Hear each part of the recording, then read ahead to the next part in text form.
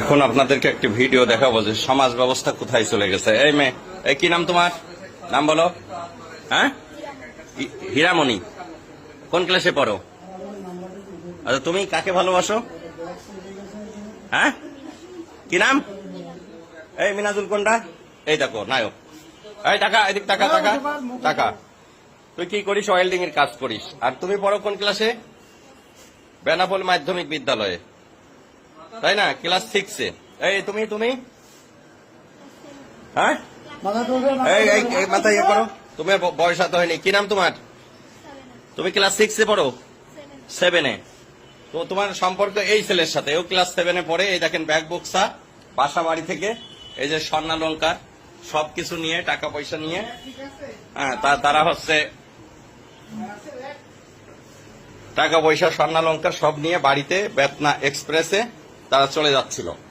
বেতনা এক্সপ্রেসের আমাদের এই যে জয়নুল ভাই, তার কাছে টিটিরা সবাই সোপর্দ করেছে। পরে আমার বাড়িতে নিয়ে আসছে, প্রয়োজনীয় ব্যবস্থা গ্রহণ করা হবে।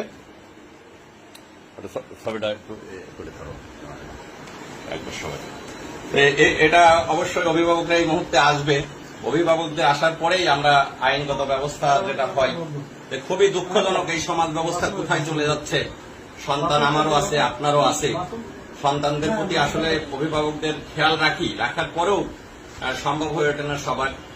ওই একটা মেয়ের বাবা থাকে বিদেশ, আর এটা ক্লাস 7-এ পড়ে, তারা একই স্কুলে পড়ে, আর একটা ওয়েল্ডিং এর কাজ করে, খুবই অল্প বয়স্ক, যেটা মানে ভাবা যায় না। তারা অলরেডি বাড়ি থেকে পালায়ে তারা হচ্ছে এখন চলে যাচ্ছে। কোথায় যাওয়ার উদ্দেশ্য ছিল? কোথায়? এই খুলনা। কোথায় খুলনায় যায়? কি উদ্দেশ্য ছিল বল দিনি? কি পরিকল্পনা করেছিলি বল, কথা বল। কি পরিকল্পনা করছিলি? কি পরিকল্পনা করছিলি? যাই কি বাসা ভাড়া নিয়ে থাকবে এরকম একটা চিন্তা ভাবনা? তো বিয়ে হয়? তোদের বয়স হয়েছে, বিয়ে হইতো? বল। অযথা তো পুলিশকে তোরা হয়রানি করতি। যাই হোক ভিউয়ার্স, এই হচ্ছে সমাজের অধঃপতন। ভালো থাকবেন সবাই। আসসালামু আলাইকুম।